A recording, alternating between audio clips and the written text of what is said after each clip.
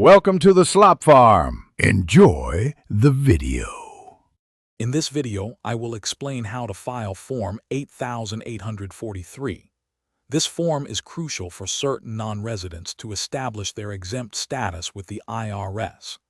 By filing Form 8843, you can demonstrate that you meet the criteria for an exempt individual, preventing you from being considered a resident for tax purposes under the substantial presence test. Understanding its purpose is the first step in proper compliance.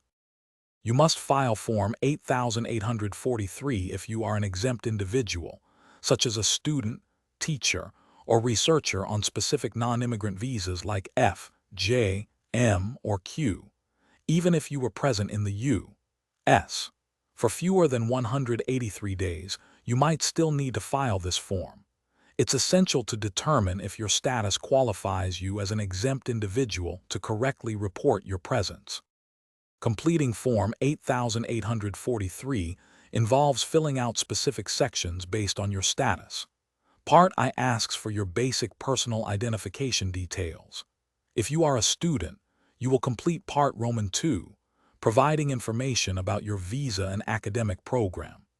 Teachers and researchers will fill out Part Roman III, detailing their visa type, employer, and the nature of their work or research activities in the United States. Once completed, Form 8843 should be filed by the tax deadline, which is typically April 15th. You will mail it to the specific IRS address provided in the form's instructions. It's important to note that if you are not required to file a U.S.